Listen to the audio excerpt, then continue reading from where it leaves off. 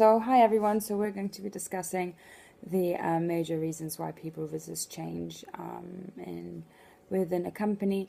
I think there's several reasons, obviously, that we've gone through sort of the 9 major ones. I think the first and foremost that kind of interties with all of them is actually that people don't like to be told what they can do, and when it's going to happen, so you're imposing a change. That's the initial idea.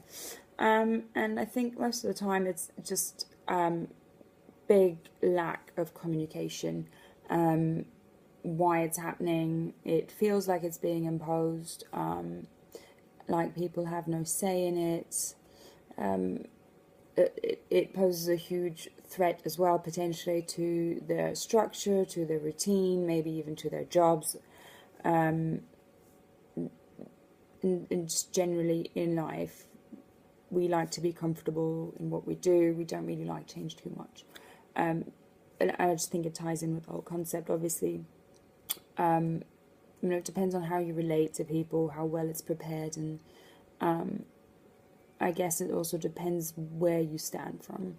Again, if you're on the receiving end, bearing again the idea of imposing the change, you're not going to be too happy with it. And most people are just very comfortable in the way they do things. If you've been doing this, if you've had your routine for a number of months, years, and certain set of time, it's kind of ingrained now. That's what you do.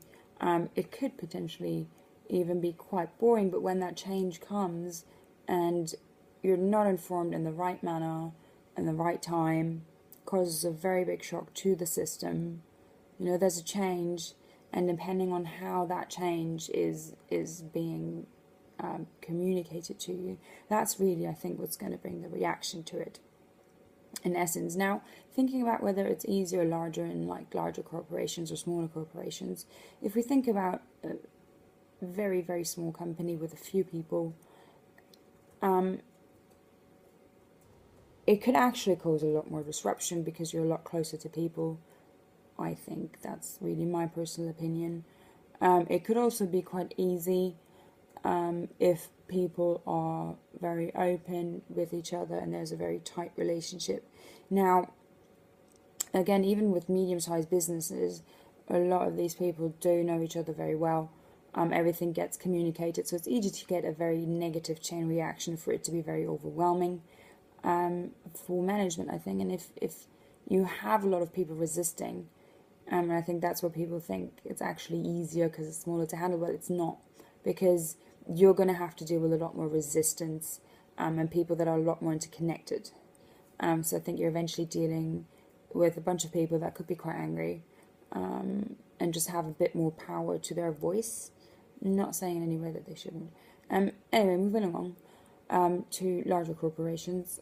I think it's a lot easier to, maybe not necessarily to implement change or to keep everybody happy, but if certain things have been decided upon by senior management, even if it's an M&A, for instance, it is change. You like it or you don't.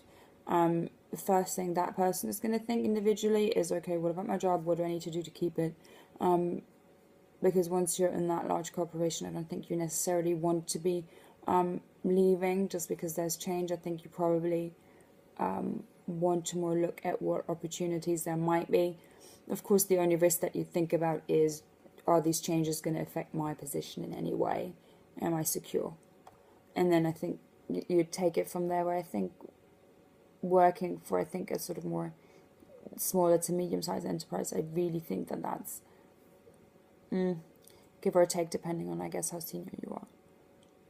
I think that can be replaced, whereas I don't think someone who's in a larger corporation is just going to have to put up with it, because I think most people will around them to keep their job secure. I don't think there's going to be that much room for chit-chatting, and because there's always going to be someone ready to take your job.